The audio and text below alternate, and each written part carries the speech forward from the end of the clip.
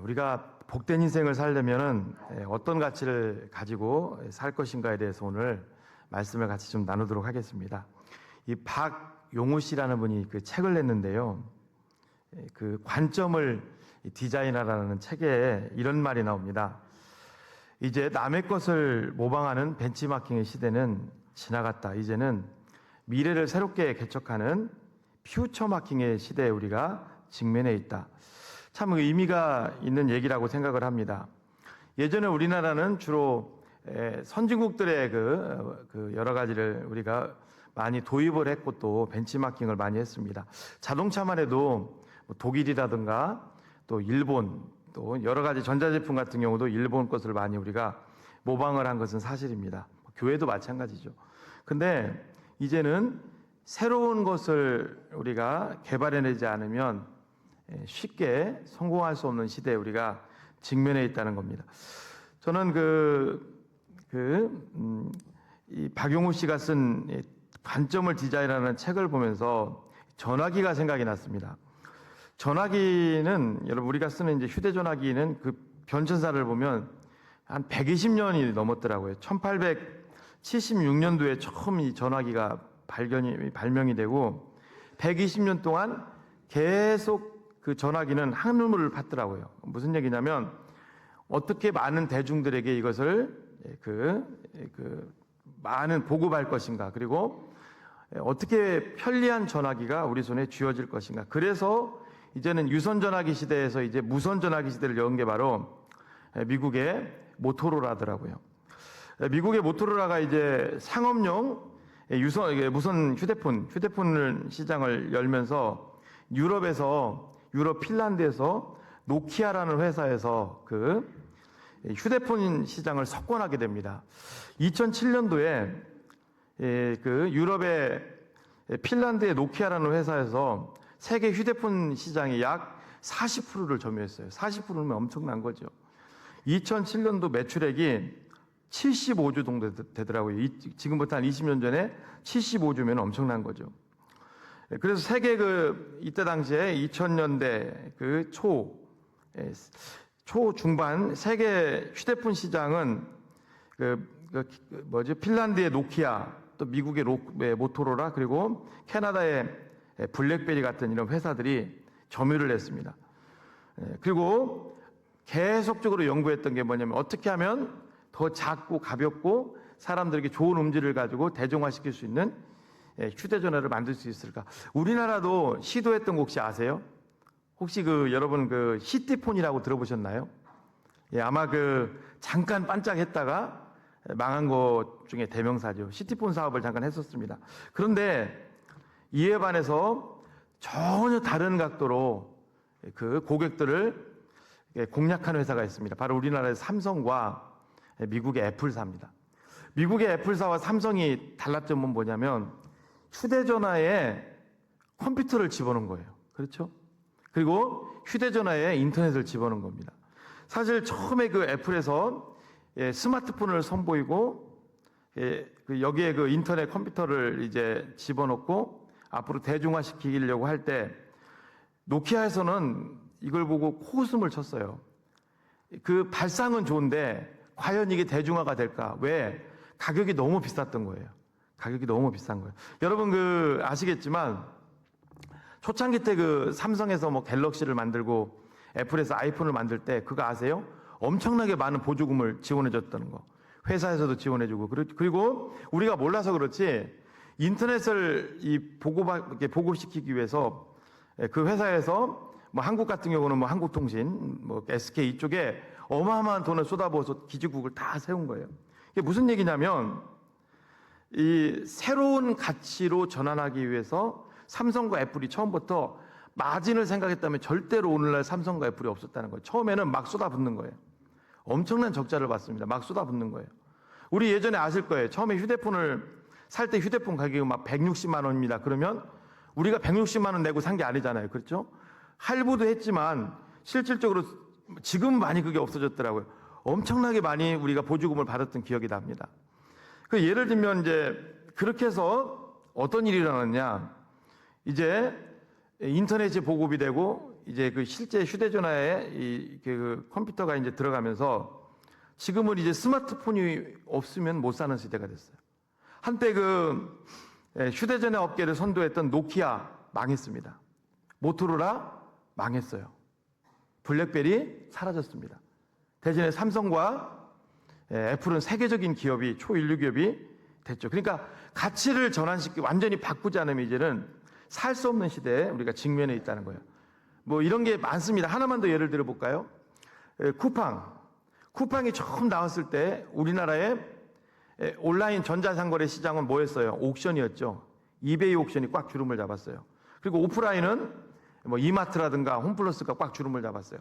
쿠팡이 처음에 노켓 배송을 시작을 했을 때 사실은 이게 될까 그랬다고. 이게 하루에 이게 해가지고 이게 마진이 나올까. 쿠팡이 어떻게 하는 줄 아세요? 계속 쏟아붓었다고. 계속 적자했어요. 계속 거기다 또 화재까지 났죠. 나중에는 정말 주저앉을 상황까지 됐는데 그 일본의 소프트뱅크의 손정희 회장이 뭐 제가 알기로는 3조인가 어마어마하게 많은 돈을 투자하면서 겨우 기사회생했죠. 근데 지금 여러분 쿠팡은 어때요? 이제 이베이 옥션은 이제 명목만 남았어요. 그렇죠? 뭐 지마켓도 마찬가지고 온라인 유통업계 이제 지존이 된 거죠. 지금 이마트도 이제 안 돼요. 안 되니까 이제 트레이드마스도 여기 트레이더스도 막 생기고 그러는 것 같아요. 여러분 제가 무슨 얘기를 드리려고 하냐면 이제는 가치가 완전히 바뀌지 않으면 살 수 없는 시대에 우리가 직면해 있어요. 그럼 우리 영적인 것은 어떠냐? 바울이 오늘 본문에서 그 얘기를 해주고 있는 거예요. 영적인 것도 마찬가지라는 거예요. 로마서 1장부터 11장을 보면은요, 바울이 누가 하나님의 백성인가에 대해서 다루고 있어요. 길게 다룹니다. 그리고 로마서 12장부터는 하나님의 백성, 하나님의 자녀는 그럼 어떤 삶을 살 것인가? 구원받은.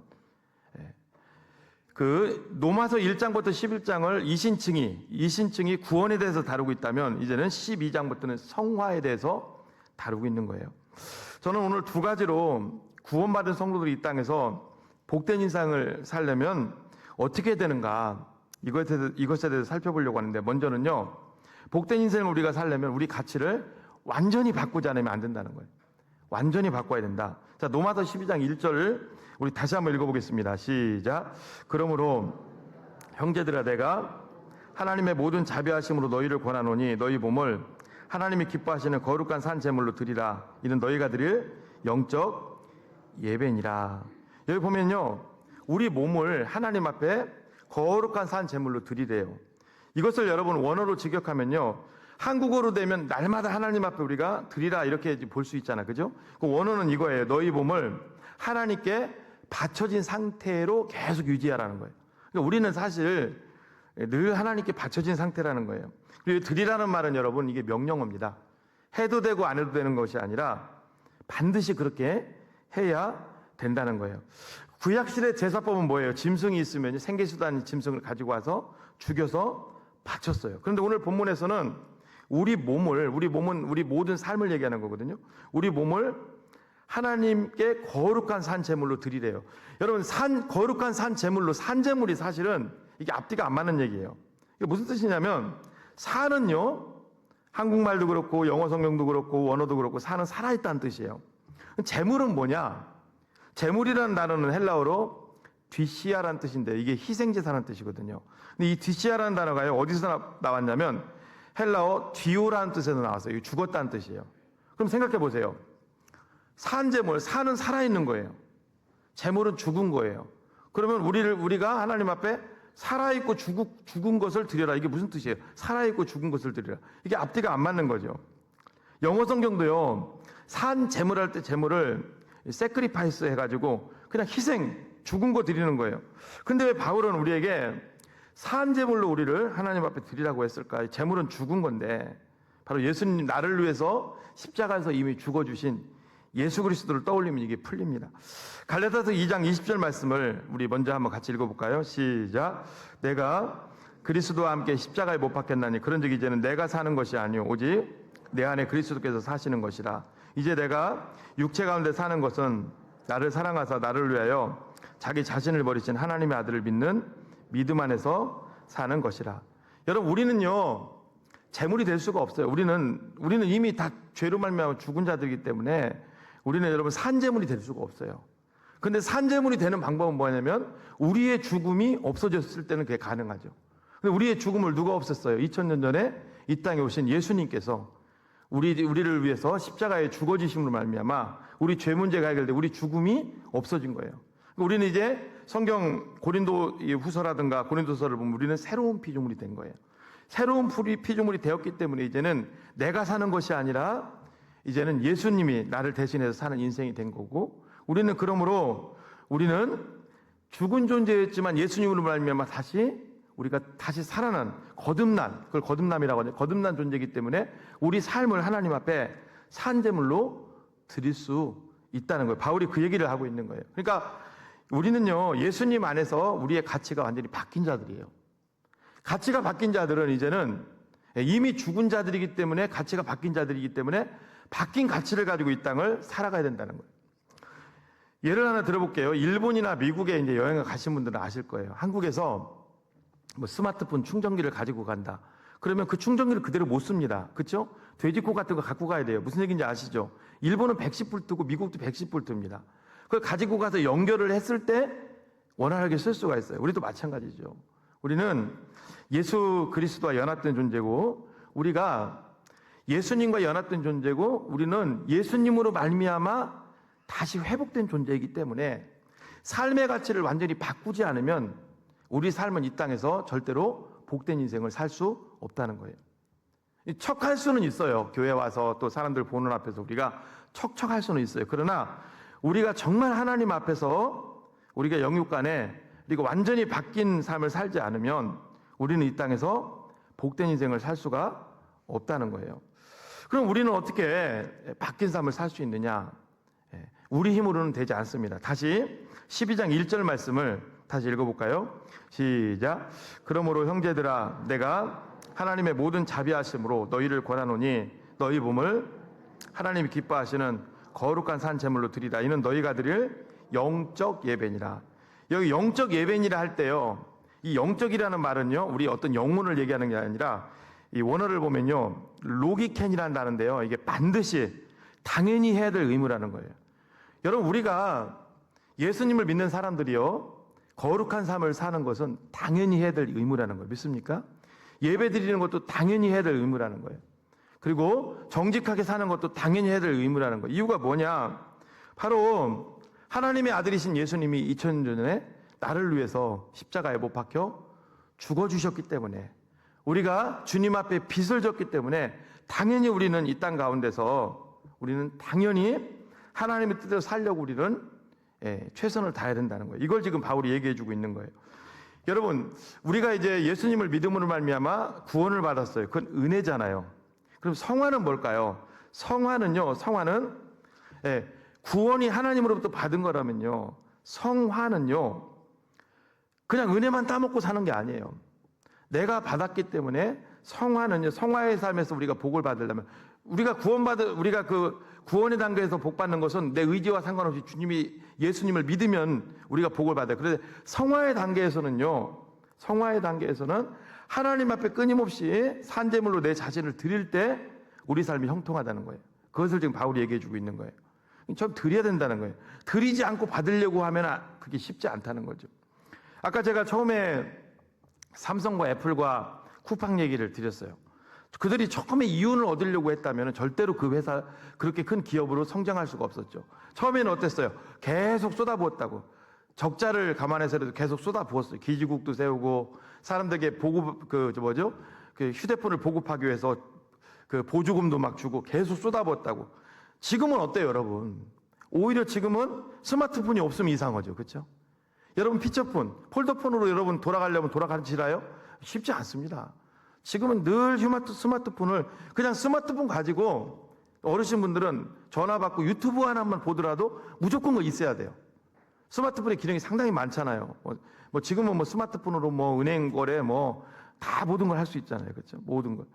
그러니까 그렇게 되기까지는 그냥 그렇게 삼성이 그냥 오늘날 우리가 쥐고 있는 이 스마트폰을, 애플이 그냥 우리가 쥐고 있는 이 아이폰을 이렇게 만든 게 아니라는 거예요. 처음에는 엄청나게 쏟아부었다는 거죠.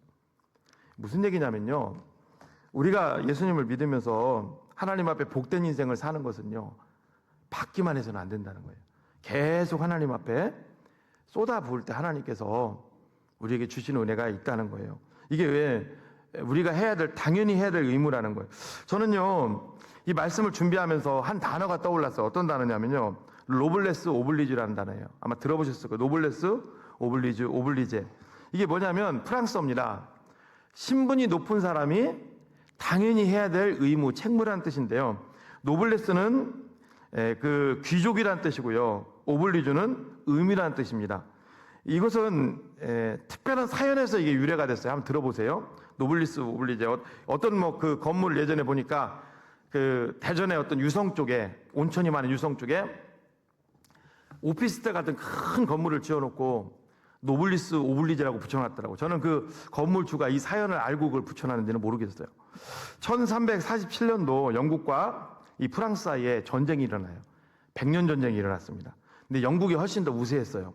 자, 프랑스는 마지막까지 막 저항을 했습니다.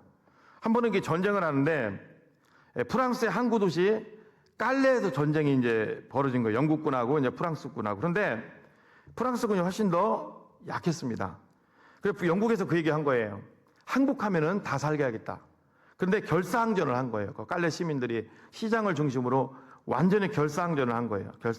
여러분, 결사항전 앞에서는 아무도 못 당합니다. 우리나라 역사에도 보면은 그 백제가 망하기 직전에, 그렇죠? 신라하고 당나라가 손잡고 막 와서 백제를 공략할 때 그 개백 장군을 중심으로 5천 열사대가 조직돼요. 막 마지막 결사항전을 하니까요. 처음에 그 나당연합군 몇만 명이 죽었다고. 5천 명 앞에 그 죽었다고, 여러분. 여러분, 결사항전 앞에서는 당연할 수가 없는 거죠. 결국 전쟁은 영국이 워낙 우세했으니 영국이 이겼어요. 영국이 이겼고 이제 깔레시가 점령을 당했어요. 그런데 미리 항복했으면 영국에서도 사상자가 적게 났을 텐데 결사항전을 하는 바람에 영국에서도 사상자가 많이 났습니다. 자, 전쟁이 끝났어요. 이제 그 깔레가 점령이 당했어요. 영국 국왕인 에드워드 3세가 너무 화가 나니까 그 깔레 시민들한테 이제 포구령을 내렸어요. 가만히 있지 않겠다. 책임을 묻겠다. 분명히 항복하라고 했을 때 항복했으면 너희들은 훨씬 더 좋은 결과를 맞이했을 텐데 그냥 넘어가지 않겠다. 그러면서 어떤 얘기를 했냐면, 그때 당시에 여러분 사람을 죽이는 처형 방식이 이 교수형이 있거든요. 교수형. 그 아주 잔인한 명령을 내린 거예요. 그 뭐 날짜를 정해주고 그때까지 6명을 우리가 죽이겠다. 6명은 그냥 오지 말고 목에 아예 밧줄을 걸고 오라 그랬어요. 얼마나 그 잔인합니까? 6명. 근데 놀라운 일이 일어났어요. 여러분, 죽음 앞에서 장사가 어디 있습니까? 그죠? 다 그냥 도망가고 그럴 줄 알았는데 깔레 시장부터 시작해서 깔레 시민들이, 귀족들이 서로가 죽겠다고 야단인 거예요. 서로가 먼저 내가 죽겠다고. 그리고 당일날이 됐어요. 깔레 시장부터, 깔레 시장, 장데르 시장부터 시작해서 그 깔레의 가장 그 부유한 상인이었던 피에로 드 윗상이라는 사람부터 시작해서 무려 7명이 막 선착순으로 온 거예요. 목에 밧줄을 걸고. 기가 막힐 노릇이죠. 서로가 죽겠다고. 그러니까 에드워드 3세는 처음에 공약한 게 6명이잖아요. 근데 7명을 죽일 수는 없잖아요. 날짜를 다 정했어요. 그리고 돌아가라. 그리고 그 며칠 날, 그 사형 집행일 날 어디 광장으로 모이고 그 시민들도 다 모이고 그때 오는데 선착순으로 6명만 받겠다. 마지막 늦게 오는 1명을 살려주겠다 그랬어요. 그리고서 이제 당일날이 됐습니다. 시민들은 뭐 눈물 바다죠. 그죠? 근데 6명이 딱 모였어요. 목에 밧줄을 걸고. 근데 1명이 안 온 거예요. 사형을 집행하려다 보니까 왜 1명이 두려워서 안 왔나? 안 올 사람이 아니거든요. 무슨 일로 안 왔지? 이 와스타슈드라는 사람인데요. 이 사람이 안 왔길래 이 사람의 집을 가본 거예요. 무슨 일로 안 왔는지 상황을 봐야 될 거 아니에요. 왜 안 왔는지, 자기만 살자고 안 왔는지, 늦잠 잤는지 가보니까 벌써 싸늘한 시신이 돼 있었어요. 유서를 종합해서 보니까 이 사람이 이렇게 쓴 거예요. 지금 우리 그 프랑스와 우리 깔레시는 그 영국에 대항하기 위해서, 영국부터 나라를 지키기 위해서 우리는 목숨 바쳐서 수많은 젊은이들이 죽어갔다. 나는 깔레시의 귀족이다. 내노라는 귀족이다. 근데 만약에 내가 늦게 그 자리에 도착해서 내가 목숨을 부지한다면 나는 깔레 시민들과 프랑스 조국 앞에 할 말이 없다. 차라리 먼저 죽음을 택하겠다 하고, 물론 그래서는 안 되죠. 자결을 한 거예요. 그 전날. 에드워드 3세는 큰 감명을 받게 됩니다. 여러분 죽음 앞에서 다 피하잖아요. 누가 서로가 죽겠다고 해요. 그리고 모였던 6명을 다 즉각 사면을 하고요. 그리고 깔레 시민들에게 자비를 베풀었다고 합니다. 이래서 유발된 게 뭐냐면 노블레스 오블리주예요. 네, 귀족들은 반드시 해야 될 의무가 있다. 여러분 저는 왜 이 얘기를 드리는지 아실 거예요. 우리는 예수님이 우리를 위해서 십자가에 못 박혀서 희생제사가 되신 줄로 믿습니다. 예수님이 제물이 되어주신 줄로 믿습니다. 믿으시면 아멘? 예, 예수님이 나를 위해서 대신 죽었어요. 그렇기 때문에 우리는 자유함을 누리는 거고 영생에 대한 소망이 있는 것인 줄로 믿습니다. 천국에 대한 소망이 있는 거예요. 믿습니까?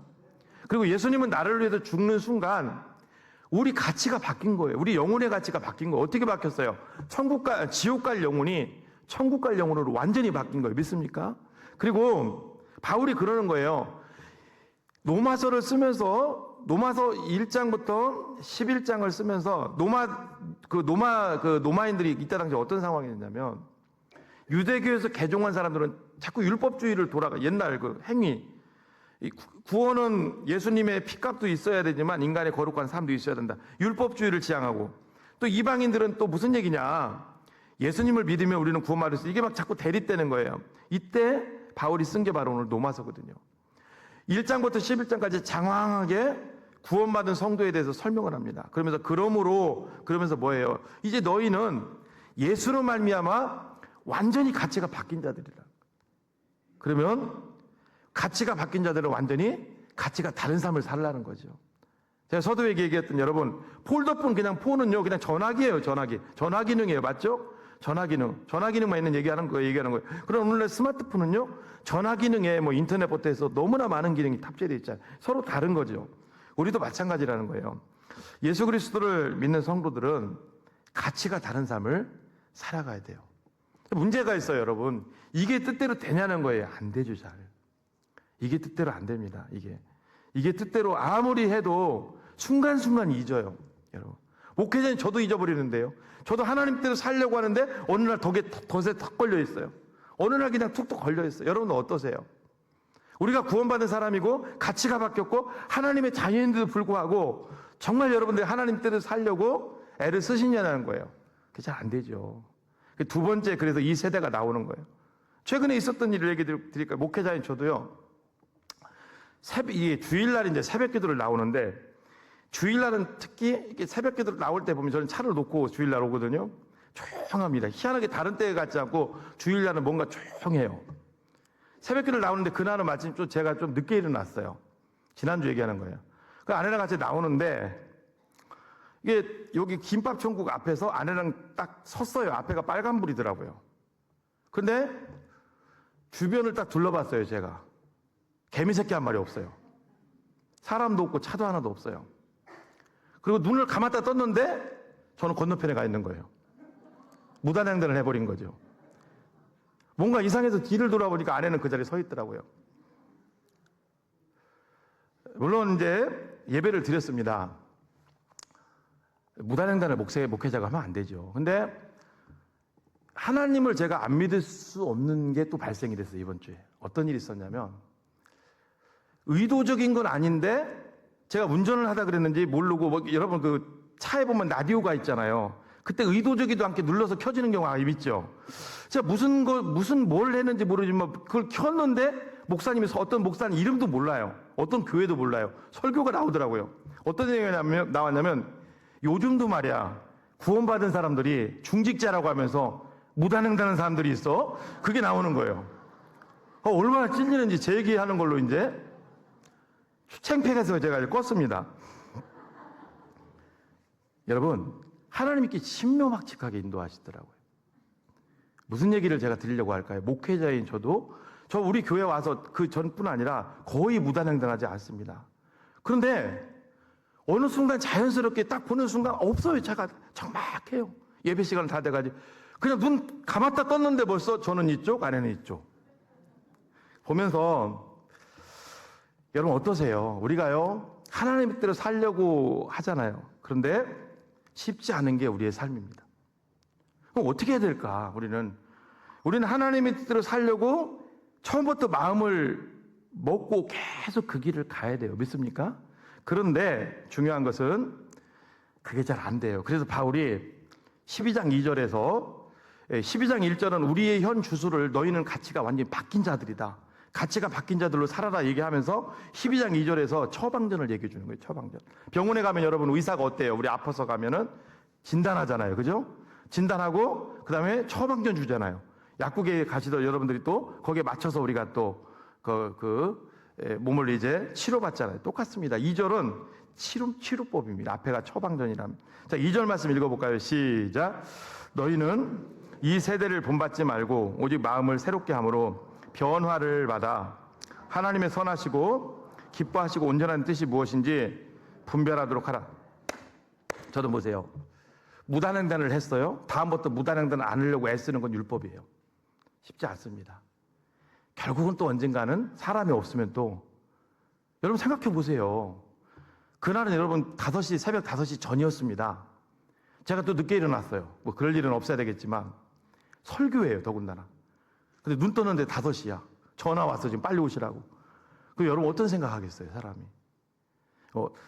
자, 12장 2절을 너희는 이 세대를 본받지 말고 오직 마음을 새롭게 함으로 변화를 받으래. 여기 이 세대를 본받지 말라. 먼저 이 세대를 살펴봅시다. 이 세대는요, 표면적으로는 이 세상이에요. 그런데요, 헬라어 언어로 보면 이게 아이온입니다. 아이온. 이게 굉장히 중요해요. 아이온이 뭐냐면요, 무슨 뜻이냐면 이 세상은 맞는데, 이 세대는 맞는데 곧 지나갈, 따라합니다. 곧 지나갈 일시적인 세대예요. 곧 지나갈 거예요. 지나갈 거. 곧 지나갈 일시적인 세대예요. 그러니까 여러분, 우리는요, 이 세상을 살아가면서요, 맞닥뜨리는 모든 것들은 다 지나갈 거라는 거예요. 영원히 존재할 것이 아니라 곧 지나갈 거라는 거예요. 여러분, 부모님과 자식 간의 관계도 그렇잖아요. 얼마나 사랑하고 얼마나 애지중지합니까? 그런데 뭐 최근에도 장례가 났습니다만 죽음이라는 걸 통해서 결국은 다 지나가더라고요. 다 헤어지더라고요. 지나갈 세대라는 거예요. 만약에요, 여러분들이 외국 여행을 가셨어요. 외국 여행을 잠깐 한 일주일 휴가를 받았다고 해보십시오. 외국 여행을 갔어요. 너무 좋은 거예요. 뭐 푸켓을 갔는데 너무 좋은 거, 너무 살고 싶은 거예요. 근데 거기 안주하실 분 있어요? 거기서 안 올 분 있어요? 아니죠. 잠깐 그때뿐이에요. 그렇죠? 왜? 비행기 표를 첫째는 일단은 오는 표를 아마 싸게 끊으시려고 예약을 했을지도 몰라. 맞나요? 당일표는 안 끊을 거 아닙니까? 싸게 끊으려고 예약을 했을 거예요. 그리고 한국에 오셔서 하실 일들이 있잖아요. 그렇죠? 거기에 안주하실 분은 없죠. 잠깐 보여지는 건요, 내 눈앞에 딱 지나가는 세대에 지나가는 거예요. 그러면서 바울이 뭐라고 하냐면 본받지 말라. 이게 굉장히 중요합니다. 이게요, 본받지 말라는 것이 이끌리지 말라는 뜻도 있고요, 안주하지 말라. 거기에 앉지 말라. 저는 이 본받지 말라는 말씀 어제 철야 예배 때도 그렇고 계속 묵상했습니다. 하나님 본받지 말라, 본받지 말라. 굉장히 이게 의미가 있다고 생각합니다. 뭐냐면요, 이게 안주하지 말라는 뜻인데요. 잘 들어보십시오. 여러분, 돈 반드시 필요하죠, 그죠? 돈. 근데요, 거기에 안주해 버릴 때 문제가 일어나요. 맞죠? 세상 물질 반드시 필요합니다. 거기에 안주해 버릴 때 문제가 일어나요. 자녀들 사랑하는 거, 교육시키는 거, 자녀들에게 최선을 다해서 여러분 사랑해 주시고 교육시키십시오. 그런데 거기에 너무 하나님보다 집중하고 안주해 버릴 때 문제가 나요. 또 다른 편으로 이걸 볼까요? 예를 들면 여러분들께서 신앙이 항상 업다운이 있을 수 있어요. 그렇죠? 새벽 예배 열심히 다니시는 분이 있다고 봅시다. 저녁마다 저녁에 기도하러 다니는 분이 있다고 생각해 봅시다. 날마다 큐티했던 분들이 있다고 생각해 봅시다. 우리 신앙이 좋을 때는 누가 못해요? 근데 어느 날 어떤 이유로 인해서 건강 문제라든가 내 영적인 다운이라든가 어떤 이유로 인해서 지금 그걸 중지하고 계신 분들이 계실 거예요. 맞죠? 근데 성경이 말하는 것은 뭐냐면요, 잠깐 중지는 할 수가 있어요. 근데 안주하면 안 됩니다. 왜? 더 큰 것을 잃어버릴 수 있기 때문에 안주하지 말라는 거예요, 여러분. 왜? 이게 다 세상 사람들이 얘기하는, 세상 사람들이 흉내내는 거예요. 이건 여러 각도로 적용할 수가 있겠더라고요. 또 하나 봅시다. 여러분들이 사람이라면, 산 사람이라면 어떤 문제에 대해서 원망불평도 할 수가 있어요. 근데 제가 늘 말씀드리는 겁니다. 원망불평 안 하고 살 수 없어요. 성경에 이스라엘 백성도 하잖아요. 모세도 여러분, 그 성군 모세도 정말 하나님의 사람 아닙니까? 근데 이스라엘 백성들이 너무 달달 볶으니까 내가 이 백성을 낳았습니까? 하고 막 그냥 하나님 앞에 대들다시피 하잖아요. 근데 문제는 계속 원망불평을 한다. 이게 안주하는 거거든요. 그런 게 심각한 문제가 되는 거죠. 여러분, 분명히 성경은 얘기합니다. 곧 지나갈 거 잘 보세요. 우리가 볼 때요, 돈, 물질, 뭐 이런 것들, 모든 것들, 이런 것들이 지금은 어마어마하게 보이죠. 그리고 또 한 가지, 반대로 내 앞에 있는 문제들, 괴로움들, 그죠? 힘드니까 또 우리가 원망불평도 하는 거 아닙니까? 그것도 엄청나게 보이죠. 근데요, 다 지나갈 거라는 거예요. 제가 어떤 분의 설교를 잠깐 스쳐가면서 듣는데, 이분이 이런 얘기를 하는데 충분히 일리가 있다고 생각합니다. 어떤 얘기를 했냐면요, 지금 우리나라 상황을 보면 굉장히 복잡하죠. 정치적인 상황 얘기하는 겁니다. 굉장히 복잡합니다. 그런데요, 이분이 놀라운 걸 발견한 거예요. 사극을 보다가, 사극 아시죠? 사극. 조선시대, 고려시대, 삼국시대 사극 보다가 지금 상황과 똑같은 상황들이 많이 나오더래요. 근데 재밌는 게 뭐냐면요, 이분 생각이, 아이고 저런 거 갖다가 아무것도 아닌데, 다 죽으면 그냥 끝인데, 예? 아무것도 아닌데, 그 왕이 막 차지하려고 아무것도 아닌데, 그 아무것도 아닌데. 여러분, 예를 하나 들어볼게요. 그 조선시대 때 여러분 아시지만, 정종인가에 누가 병으로 일찍 죽었어요. 그죠? 중종인가 정종인가. 그쵸? 그리고서 세조 아시죠? 세조. 세조가 그 왕위를 문종이구나, 문종. 세조가 왕위를 막 차지하려고, 그죠? 막 단종을 귀양 보내고, 역사에서 보면은 갑자기 죽었다고 그러는데 왜 그냥 갑자기 죽었겠어? 젊은 사람이. 뭔가 있었겠죠. 근데 세조가 막 차지하는 왕위가 엄청난 건가요? 우리나라 역사에? 뭐 세조가 뭐 세종대왕처럼 어마어마한 일을 했어요? 물론 그분이 한 업적도 있어요. 뭐 조직 개편 이런 것도 있는데, 그러니까 그때 당시는 막 그 조카를 죽이고 막 그 권력을 휘어잡겠다고 어마어마하게 했지만 지나고 나서 보면 아무것도 아니라는 거죠. 다 일시적인 지나갈 세대라는 거죠. 저는 이 말씀을 준비하면서 과거가 떠올랐어요. 수십 년 전이 떠올랐어요. 초등학교 제가 3, 4학년 때인가 그랬는데요. 그때가 떠오른 것도 참 신기해요. 어떤 일이 있었냐면, 제가 이제 충남 보령에서 살았는데, 제 고모들이, 위에 있는 고모들이, 아버지, 어머니, 이제 위에 있는 손의 고모들이 다 서울서 살았어요. 영등포 이런 데서 살았다고. 근데 고모들한테 받은 것 같아요. 제가 초등학교 때 신기한 태엽을 감아가지고 이렇게 하는 신기한 장난감을 제가 선물로 받았어요. 근데 여러분, 초등학교 아이들은 그렇잖아요. 뭔가 그런 거 받으면 어때요? 자랑하고 싶죠? 학교로 그걸 가져간 거예요, 제가. 가져가서 애들한테 그걸 자랑한 거예요. 막 서로가 와서 막 보죠. 막 이게 뭐냐고 막 궁금하니까. 그 시골의 깡촌에 그런 게 어디 있겠습니까? 서울서 사왔는데. 그런데 체육 시간인가 했던 제 기억에 그날 점심 시간인가 나갔다 왔는데 그게 없어진 거예요. 아무리 찾아도 없어진 거예요. 눈물 막 흘리고 난리 났죠. 도저히 애들한테 물어봐도 옆 짝꿍은 말할 것도 없고 다 모른다는 거예요. 그게 지금 사라졌어요. 그 선생님한테 일렀어요, 제가. 담임선생님한테. 선생님이 오더니 막 얼굴을 확 바꾸더니 그러더라고요. 용서해 줄 테니까 가져간 친구는 눈 다 감으라고. 많이 하죠, 선생님들. 눈 다 감으라고. 그죠? 그리고 그걸 올려놓으라는 거예요. 누가 올려놓습니까? 창피하게. 근데 아무도 안 올려놓죠. 그러니까 그때 당시 애들이 얼마나 순수했나 보세요. 선생님 안 되겠으니까 선생님 뭐라 하는 줄 아세요? 야, 가방 다 올리라고 하더라고, 가방. 그리고 선생님이 다 뒤지는 거예요. 어차피 이 설교는 안 들을 거니까 한망규라는 제 친구가 가방 깊숙한 곳에, 제가 기억에 양말인지 뭔지 모르지만 그걸로 해서 그 속에 싸가지고 숨겼더라고요. 얼마나 여러분 웃지만 순수한 거예요. 순수한 거. 저 같았으면 그때 바깥에 교실 문만 딱 나가면 이쪽에 신발장이 딱 있었거든요. 신발에 집어넣던가. 못 찾잖아요. 아니면 소화전에 집어넣던가. 그때 방법을 썼을 텐데, 거기 딱 양말인가 뭘로 해서 딱 가방, 그 책가방 매는 거 있죠. 거기 구석에 딱 숨겨놨더라고요. 결국은 그걸 제가 선생님으로부터 받았어요. 그걸 가지고 또 저는 집에 가서 아무도 모르는 은시초에다 숨겼어요. 그래서 그거 보는 재미로 희한하더라고, 사람이. 왜 희한하냐면요, 한 번 또 잊어버렸다 찾으니까 더 귀하게 보이는 거예요, 그게. 근데요, 사실 이제 제가 50대잖아요. 그때는 이제 10대일까, 10대 초 아니에요. 수십, 40년 지나고요, 너무 진짜 아무것도 아닌 거예요. 그때 그 선물 지금 한 트럭 준다게도 제가 봤습니까, 그거? 정말 아무것도 아닌 거예요. 그 질질 짜고 그랬던 거예요. 그 친구도 아무것도, 제 친구한테 가가지고 너 그때 그 선물 갖고 싶어? 해가지고 한 트럭 준다면 받겠습니까? 아무것도 아니고. 무슨 얘기일까요? 바울이 얘기하는 게 그겁니다. 우리가 살고 있는 모든 상황들, 모든 것들은요, 다 지나갈 거라는 거예요. 믿습니까? 다 지나갈 일시적인 거예요. 다 우리 아이들 키워보면 다 알잖아요. 몇 살 때는 막 그거 아니면 막 완전히 막 그냥 막 그거 아니면 막 큰일 난 줄 아는 거예요. 그거 아니면. 그렇죠? 아무렇지도 않은 거예요. 그거 아니면. 아무렇지도 않은 거예요. 아무렇지도. 사랑하는 성도 여러분, 바울이 분명히 얘기를 합니다. 우리는 곧 지나갈 거에 안주하지 말라. 그러면 우리는 안주가 되는데 어떻게 합니까? 그걸 붙들고 살아야 되는데, 그렇죠? 부부싸움 해야 돼요. 싫으면. 어떻게 합니까? 그래서 바울이 처방전을 제시하는데 그게 바로 마음을 새롭게 하라는 거예요. 마음을 새롭게 하고. 그리고 변화를 받으라. 마음을 새롭게 하면 변화를 받는다는데, 마음을 새롭게 하라는 말이 뭐냐? 마음을 바꾸라는 거예요. 마음을 갱신하라는 거예요. 자, 보십시오.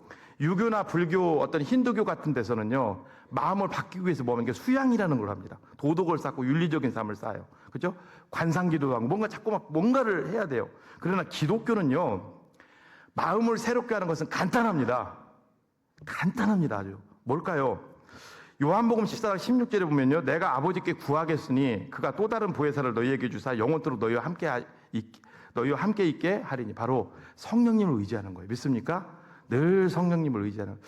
여러분, 성령님을 의지한다는 게 안 와닿으시죠? 쉽게 설명해 드릴게요. 세상에서의 회개와 기독교에서의 회개를 설명해 드릴게요. 세상에서의 회개는 뭐냐면요, 어떤 길을 가다가 내가 지금 잘못됐다는 걸 깨달았어요. 그러면요, 돌이켜서 이 길로 안 가려고 발버둥을 치는 거예요. 이게 세상에서의 회개입니다. 이걸 뭐라고 부르냐면 이걸 율법이라고 불러요. 율법. 기독교에서의 회개는 뭘까요? 어떤 길을 여러분들이 가다가 이게 잘못됐다는 걸 깨달았어요. 그러면요, 안 가려고 발버둥 치는 것이 아니라 예수님을 붙잡는 거예요. 그 순간 예수님을 붙잡고 예수님을 붙잡는 거예요. 예수님께 돌이키는 거예요. 그게 기독교의 회개예요. 여러분, 우리가 성령님을 의지하는 것도 마찬가지예요. 우리 안에 다 성령이 계십니다. 믿습니까?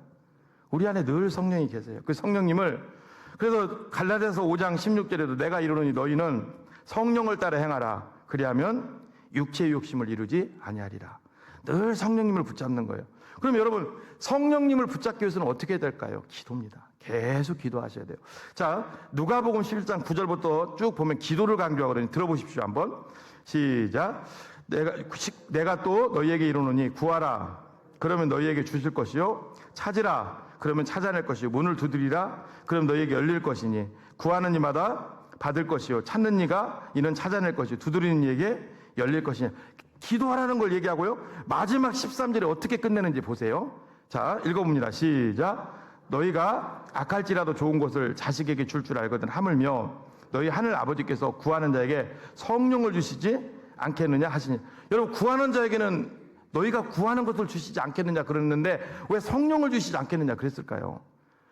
우리가 구하는 것보다 더 귀한 게 성령이기 때문에 그래요. 왜냐면요, 우리가 성령으로 충만하고 성령을 따라 살고 성령의 인도함을 받으면요, 오늘 바울이 얘기합니다. 변화를 받는데요, 하나님이 원하시는 가치로 우리 패러다임이 완전히 바뀌는 거예요. 그러면서 우리에게 오는 현상이 있어요. 뭐냐면요, 하나님의 선하시고 기뻐하시고 온전한 뜻이 무엇인지 분별하도록 하라. 분별력입니다. 분별력. 여러분, 분별력이 생기면 어떤 일이 일어날까요? 우리 앞에 있는 모든 상황을요, 내 관점으로 보지 않습니다. 누구의 관점으로 볼까요? 하나님의 관점으로 보죠. 하나님의 절대 주권으로 보죠. 성경에요, 예수님을 믿고서 하나님의 관점으로 세상을 해석한 사람이 많이 나옵니다. 한 명만 얘기해 드릴게요. 베드로입니다. 사도 베드로.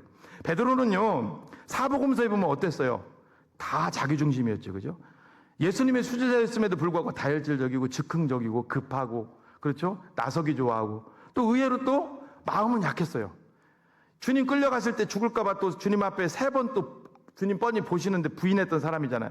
근데 이 사람이 사도행전으로 또 넘어오죠. 넘어와가지고 성령 받습니다. 완전히 바뀝니다. 자, 어떤 일이 일어나는지 보세요.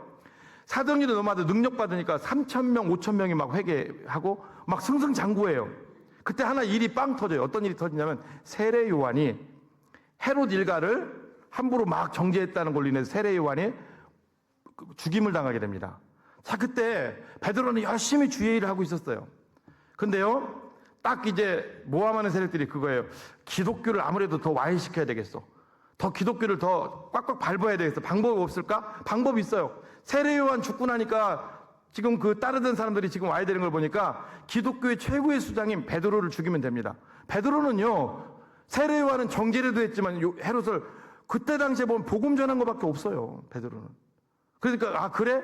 그래서 베드로를 붙잡아 드리는 거예요. 그리고 사형 선고를 내리는 거예요. 그게 바로 사도행전 12장입니다. 베드로가 감옥에 갇혀서 이제 세례 요한처럼 목이 잘려서 사형 집행 날짜만 기다리고 있었어요. 여러분 생각해 보세요. 제가 베드로라면 왜라는 퀘스천 마크를 달 것 같아요. 아니 내가 열심히 지금 주님 안에서 성령 충만하게 사역을 해서 3,000명, 5,000명이 회개하고 승승장구하는데 왜 하필이면 주님 나를 왜 데려가려고 하십니까? 곧 죽을 위기에 지금 직면했다니까요. 이유가 뭡니까? 계속 물었을 것 같아요. 하나님 앞에. 그런데요, 사도행전 12장을 보면은요, 베드로는요 편안하게 잡니다. 모든 상황을 하나님께 맡긴 사람, 하나님의 주권을 의지하는 사람이 할 수 있는 거죠. 천사가 그를 구하려고 여러분 어떤 일이 납니까? 와가지고 옥문을 열어요. 그리고 베드로가 자고 있는데요, 얼마나 깊은 잠에 빠졌는지 발로 차갖고 채워서 깨워야 될 정도예요. 이게 여러분 성령 받은 사람이죠. 사랑하는 성도 여러분, 우리도 마찬가지입니다. 우리는 하나님의 사람들로 가치가 바뀐 자들이에요. 그 가치가 바뀐 자들은요, 이 땅에서 여러분 선택사항이 아니라 당연히 하나님의 뜻대로 살아가야 될 존재들인 줄로 믿습니다.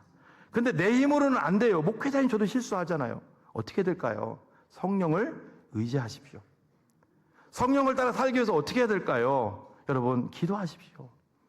모든 일에 하나님 앞에 기도하고, 그리고 우리 삶 속에서 잘못된 것들이 있다면 회개하고 하나님 앞에 나가시는 저와 여러분들이 되시기를 예수님의 이름으로 축복합니다. 말씀을 마무리하려고 합니다. 이 세상에는 세 종류 사람이 살고 있어요. 예수님을 모르는 불신자, 그리고 예수님을 알되 적당히 신앙생활하는 분들, 아니면 가치가 완전히 바뀐 분들. 그 삶은 다르겠죠. 마지막 죽을 때는 다르겠죠. 중간 예수님을 믿되 적당히 사는 사람은 얘기하지 않겠습니다. 어차피 바뀌어야 되니까. 가치가 바뀌는 사람들로. 저는 가치가 바뀌지 않은 사람, 예수님을 모르는 사람과 예수님을 알고 완전히 가치가 바뀐 사람의 마지막 죽는 장면을 여러분들에게 소개하면서 오늘 설교를 마칠게요. 공산주의 창시자인 칼 마르크스, 무신론자였습니다. 이 사람이 1883년 3월 14일에 이 세상을 떠났어요.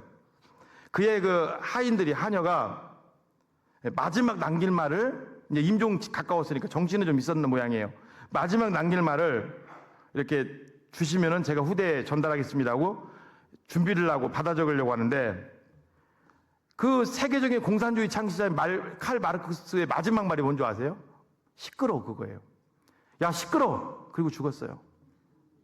너무 허무하죠? 야, 시끄러워. 그거예요. 그 다음에요, 프랑스의 황제 나폴레옹. 마지막 죽을 때 어떤 말 남겼는지 아세요? 나는 불행하게 살았다. 이게 마지막 말이에요. 시인 괴테 알죠? 괴테가 마지막 죽을 때 했던 말이 뭔지 아세요? 어둡다는 거예요. 왜 어두운지를 모르겠어요. 분명히 화난데 창문 좀 열어달라고. 마지막 남긴 말이에요. 반면에 10대 때 예수 그리스도를 만나고 그 가치를 완전히 바꾼 세계적인 설교가 찰스 스펄전 목사님, 마지막 남긴 말이 뭔지 아세요? 예수님은 날 위해 돌아가셨다. 그 얘기하고 죽었어요. 총회장 시절에 오늘날 우리 합동측 그 대치동에 총회관 건물을 성전재명이 있었던 거죠. 강남에 샀어요.